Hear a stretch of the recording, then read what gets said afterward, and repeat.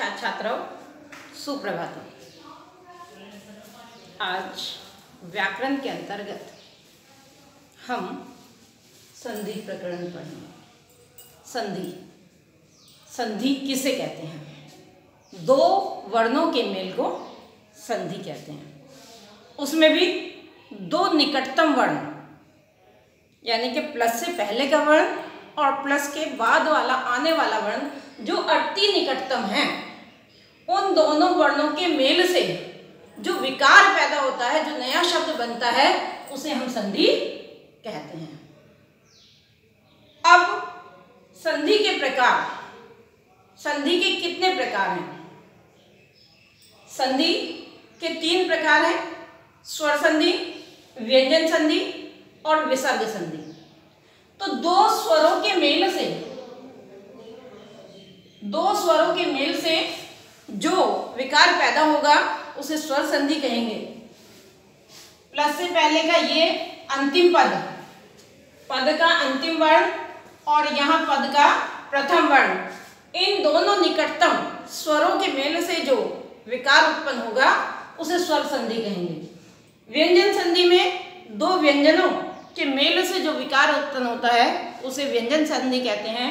और विसर्ग संधि में विसर्ग के पश्चात स्वर आए या व्यंजन आए, उसके पश्चात जो स्वर में, जो व्यंजन में, जो विसर्ग में प्लस से पहले विसर्ग और विसर्ग के पश्चात प्लस के बाद कोई स्वर या व्यंजन आए तो विसर्ग में जो विकार उत्पन्न होगा उसे हम विसर्ग संधि कहेंगे। अब हम स्वर संधि में आते हैं। सबसे पहले हम स्वर संधि को लेते हैं। स्वर संधि, इसके अंतर्गत भी इसके 8 प्रकार हैं। नंबर 1 दीर्घ संधि। सूत्र है इसका अकः सवर्णे दीर्घः। दूसरा है गुण संधि। इसका सूत्र है आद्गुणः। तीसरी है यन संधि।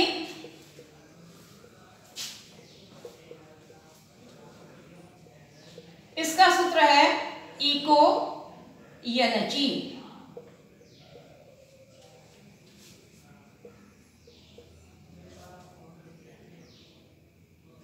अयादि संधि।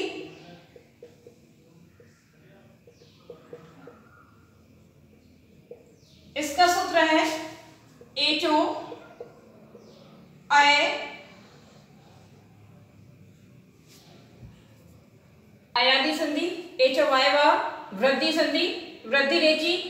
पूर्व रूप संधि, इसका सूत्र है एंग पदांत गति। पर रूपम संधि एंगी पर रूपम। और पर सवर्ण संधि। अब स्वर संधि का हम सबसे पहले वाला रूप लेंगे, दीर्घ संधि।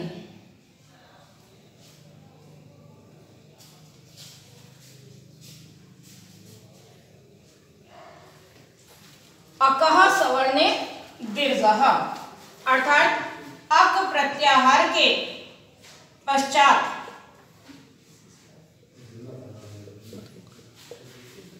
सवर्ण आने पर, यानी कि अक प्रत्याहार के पश्चात अक प्रत्याहार ही आए, इनके समान वर्ण ही आए तो इनको दीर्घ हो जाता है। अब अक प्रत्याहार के अंतर्गत वर्ण कौन से आते हैं? ह्रीस्व अथवा दीर्घ। यानी कि इसकी परिभाषा, दीर्घ संधि की जो परिभाषा होगी, ह्रीस्व अथवा दीर्घ।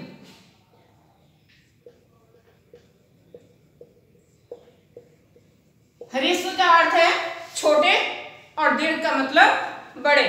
ह्रीस्व अथवा दीर्घ अ, ई, उ, री और री के पश्चात इन्हीं के समान स्वर आए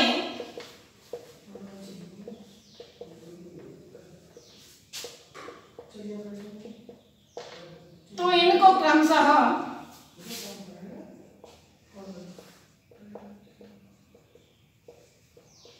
दीर्घ हो जाता है, यानी कि इनको बड़ा अक्षर बन जाता है।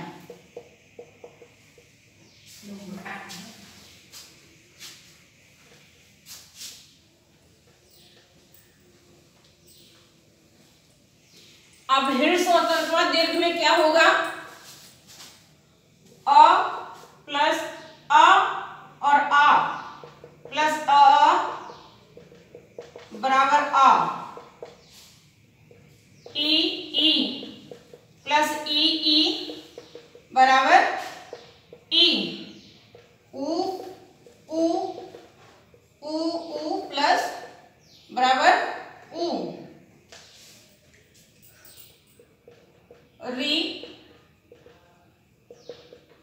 प्लस री बराबर री। अब इसका उदाहरण देखते हैं हम।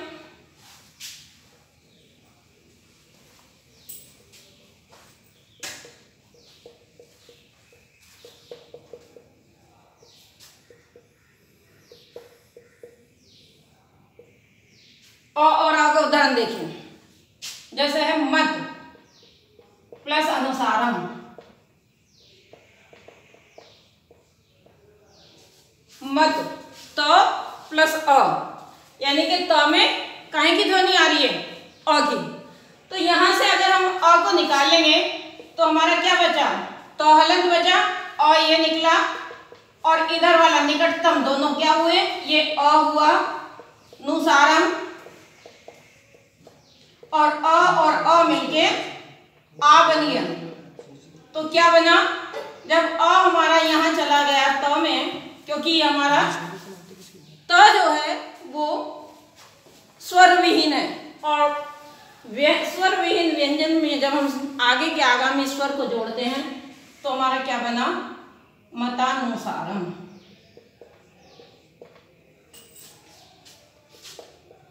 विद्या प्लस आलय,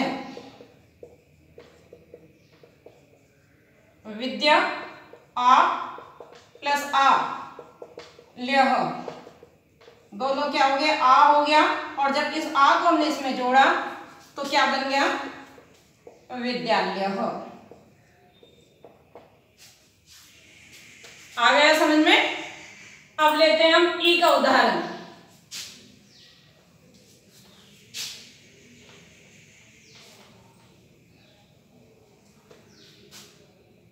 हरि प्लस ईसह, हर ई हमने इसमें से निकाल लिया, और ये ई शह, ये दोनों ई मिलकर क्या हुआ? ई हो गया, और जब र में हमने बड़ी ई को मिलाया तो रूप बना आपका हरिशह। ऐसे ही आपका गिरी प्लस ईशह,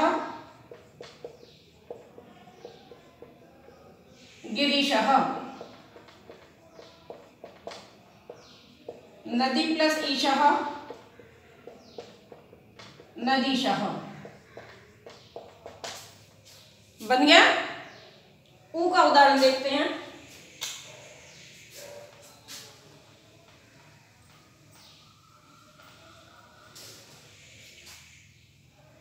वधु प्लस उत्सव, वधु में से हमने ऊ निकाला तो ध हलंत रह गया, ऊ प्लस ऊ, दोनों ऊ को दीर्घ ऊ हो गया, और वध ऊ यहां चला गया, रूप बना वधुत्सव। मधु प्लस उत्सव मधुत्सव। री का उदाहरण, होत्री प्लस ऋकारः,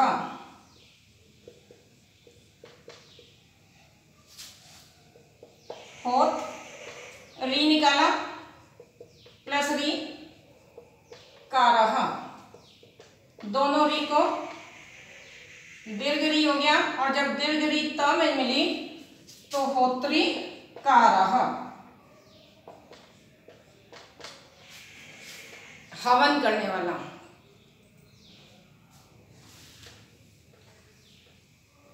समझ में आ गया? चलते हैं अब आगे गुण संधि पर।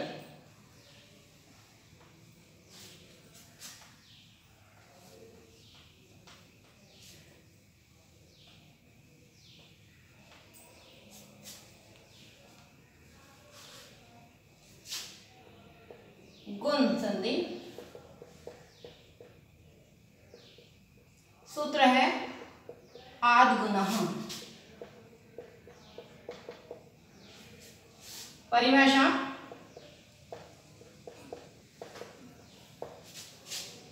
ह्रस्व अथवा दीर्घ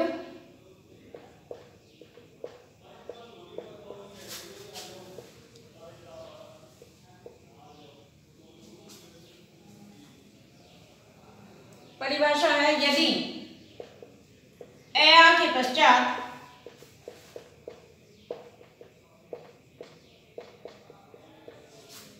ह्रस्व अथवा दीर्घ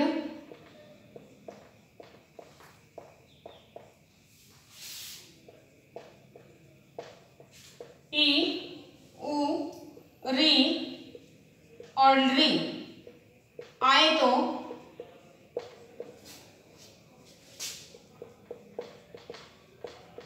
इनको क्रमशः यानी कि इसी क्रम में इनको क्रमशः ए ओ अर और अल हो जाता है।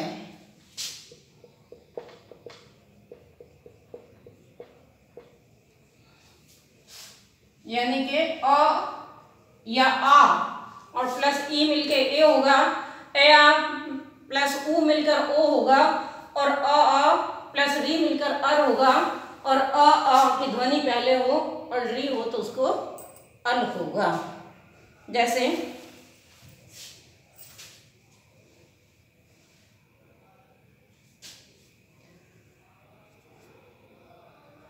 रमा प्लस ईशः। अब म में क्या है, आ की ध्वनि है। आ की ध्वनि को हम निकाल लेते हैं, स्वर को हम अलग कर लेते हैं, तो म हमारा अधूरा रह गया, व्यंजन अधूरा है, तो इसलिए हम अलग लगाते हैं आ प्लस ईशः। आ और ई मिलकर क्या हुआ, ए हो गया। ये आपका रम है और शह है, और जब हम व्यंजन के बाद, अधूरे व्यंजन के बाद स्वर आता है तो स्वर की मात्रा व्यंजन पर आ जाती है, रूप बनता है रमेशः। ऐसे ही गणेशः, सुरेशः, वीरेशः बनेगा। अब ओ का उदाहरण देखते हैं।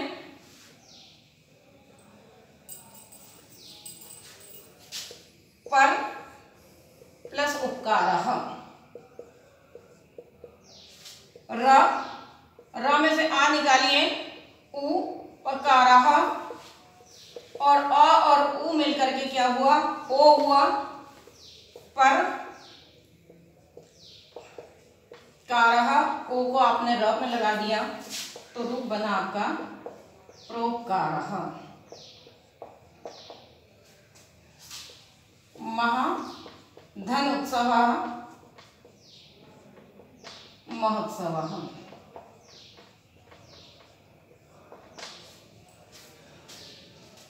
री का उदाहरण देखिए।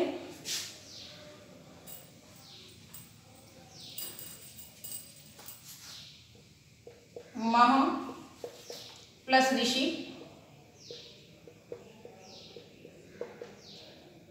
आ निकालिए, मह, आ धन ऋषि,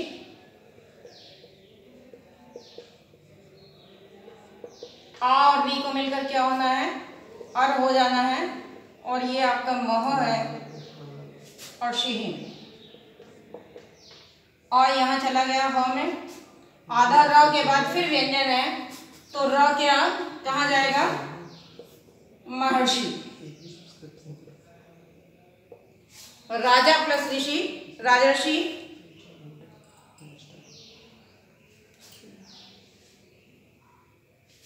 अब का री का उदाहरण देखेंगे।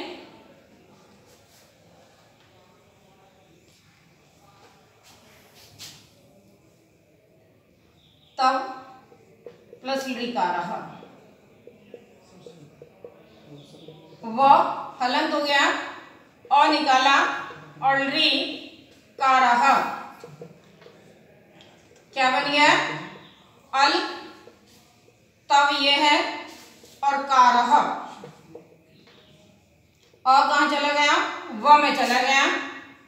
तब और ल के बाद फिर क व्यंजन है तो हमारा ल आधा हो गया, और तवलकारः यानी कि तवलची, तबला बजाने वाला।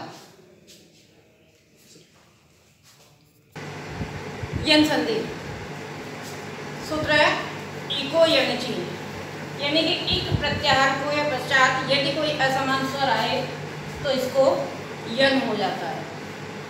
यदि ह्रस्व अथवा दीर्घ यानी कि छोटा हो या बड़ा हो, ई ऊ री री के पश्चात असमान स्वर आए तो उनको क्रमशः ई को य, ऊ को व, री को र और री को ल हो जाता है।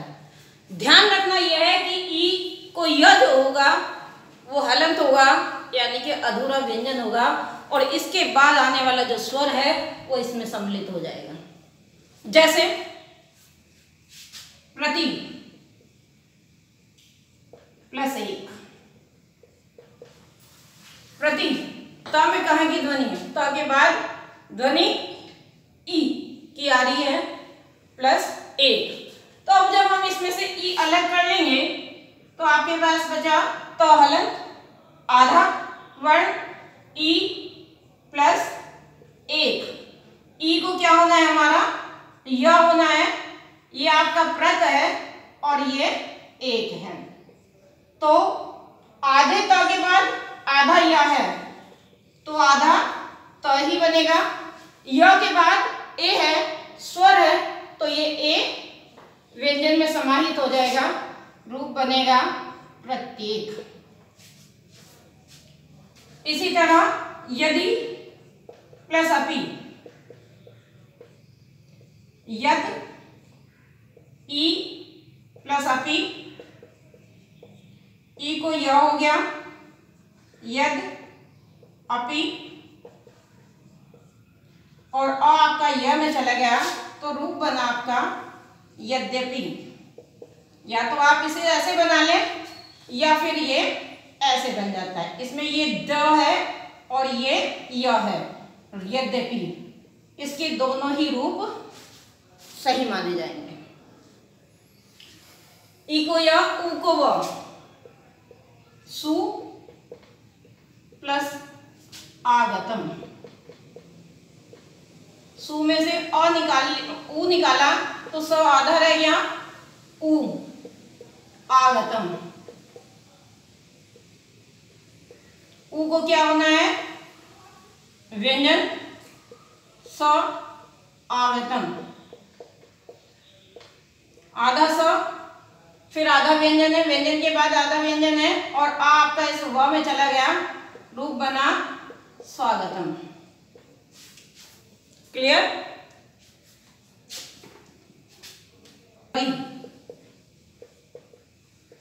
ध आधा रह गया, ऊ हमने निकाल लिया प्लस अरि, ऊ के आपका भ होना है मधु, ध आधा है अरि, व्यंजन के बाद व्यंजन है और अ आपका व में चला गया मध्वरी।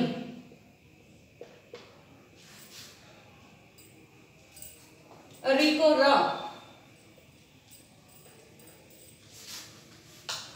देखिए कैसे परिवर्तित होता है।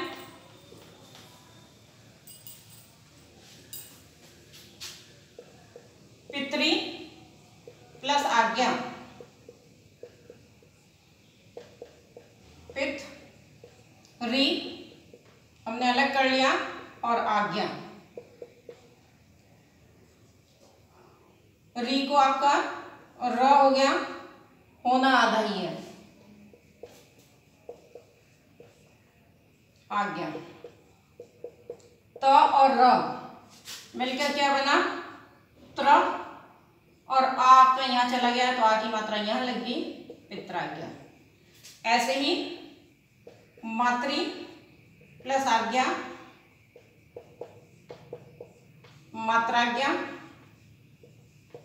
भ्रातृ प्लस आज्ञा, भ्रात्राज्ञा और धात्री प्लस अंशः, धात्रांशः।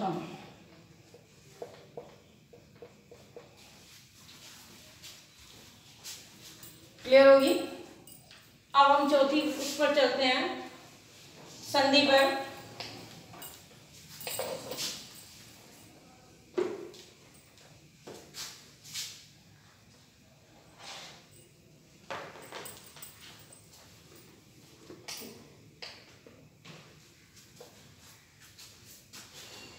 वृद्धि संधि।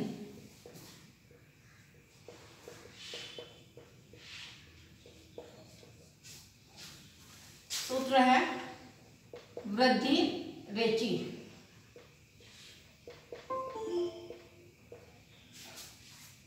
यदि आ के पश्चात, प्लस से पहले तो अ या आ की ध्वनि हो और इसके पश्चात ए आई आए तो आई हो जाता है, वृद्धि हो जाता है। और यदि ए आ के पश्चात ओ औ आए तो इसको औ हो जाता है। कहने का मतलब है कि ए अगर है तो भी आई होना है और आई है तो भी आई होना है, ओ है तो भी औ होना है और औ है तब भी औ होना है।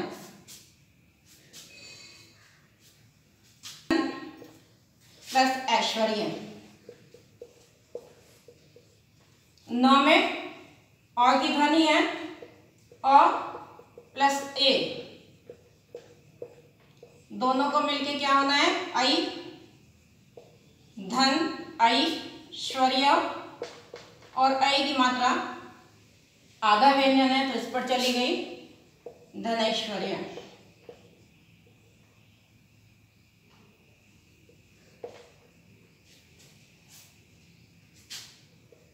मत प्लस ऐक्यम, ऐसे ही अ और ए मिलके आई होना है और रूप बनेगा मतैक्यम।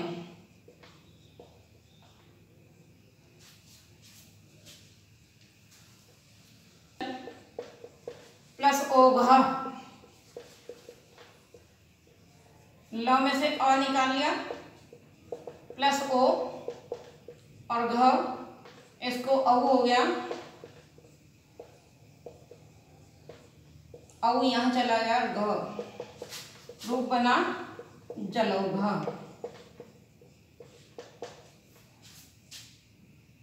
औ को देखिए,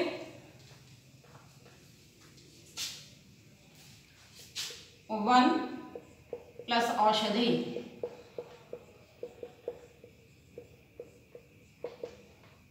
न में से अ अलग किया, औ, अ और औ हो गया,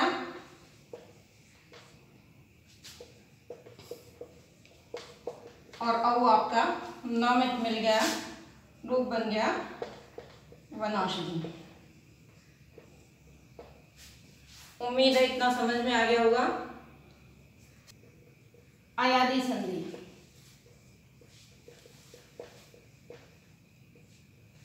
सूत्र है एचो अय वाय वायव।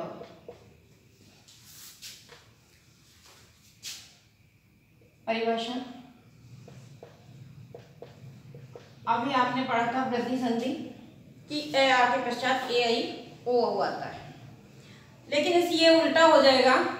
यदि ए आई ओ के पश्चात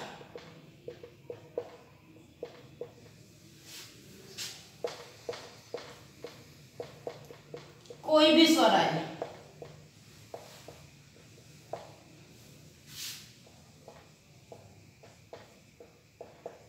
यन संधि में था कि कोई भी असमान स्वर आए, लेकिन यहां पर है कि ए आई ओ के पश्चात कोई भी स्वर आए, तो ए के पश्चात ए भी आ सकता है।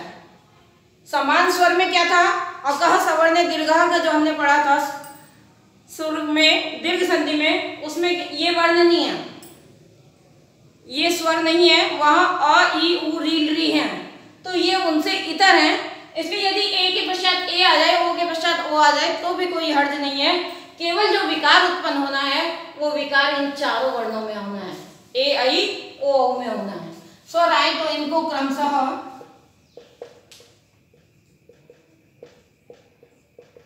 ए को आए, आई को आए, ओ को औ और औ को आव हो जाता है।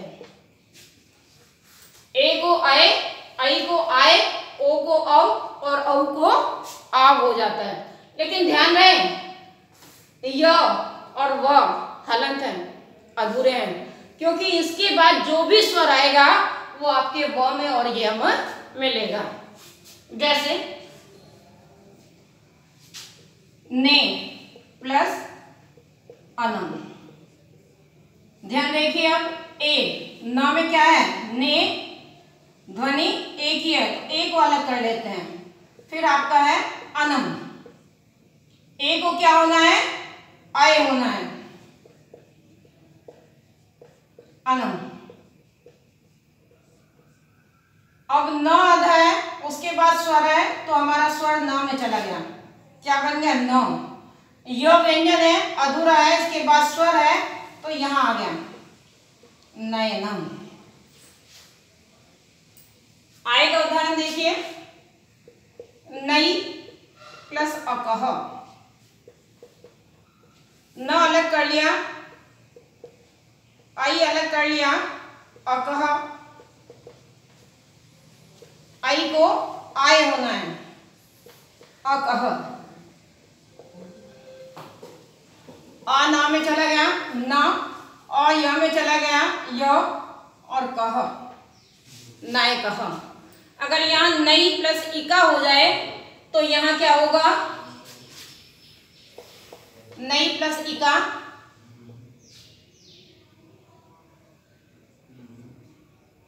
तो न आए इका,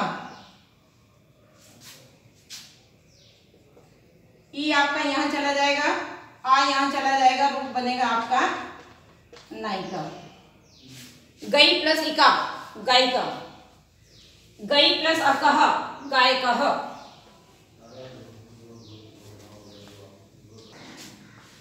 ओ प्लस अनम, ओ में से ओ निकाला, अनम, ओ को क्या होना है, अब। अ प में चला गया, अ व में चला गया, रूप बना पवनम। औ को उदाहरण देखिए, पौ प्लस अकह, प औ अकह, प औ को क्या होना है, आव, अकह। आ प में चला गया प, अ व में चला गया व, और क, पाव कह। आगे समझ में, बढ़ते हैं आगे। एक संधि और देखते हैं जो हमारे कोर्स में है अभी।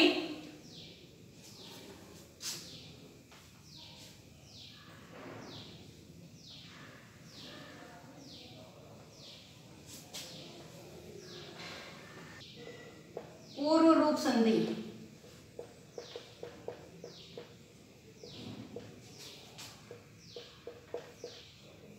एंगी पर रूपम।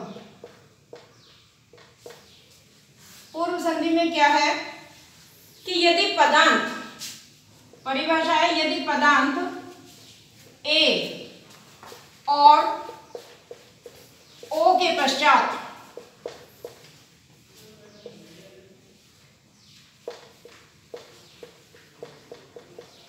ह्रस्व अ आए तो, ह्रस्व अ यानी कि ये, बस केवल ये ध्यान रखना है कि हमें केवल अ, पदांत ए और ओ के पश्चात ह्रस्व अ आए तो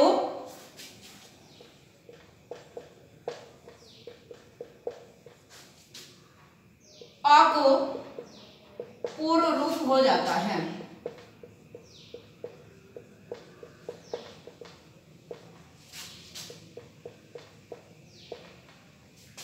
पूर्व रूप क्या है, एस की आकृति वाला। ये पदांत ए यानी कि पद में ए की ध्वनि आएगी, ए की मात्रा आएगी या ओ की मात्रा आएगी। जैसे भारते प्लस अस्मिन। अब पद के अंत में ए की ध्वनि है और अ है, तो इस अ को पूर्व रूप होना है केवल बस थोड़ा सा ध्यान यही देना है कि भारते के पश्चात अस्मिन।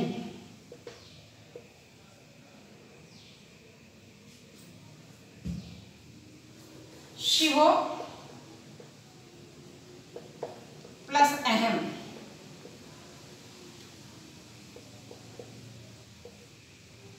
ओ का है और इसके बाद अ है, तो इसका रूप हमें देखने को क्या मिलता है, शिवो अहम।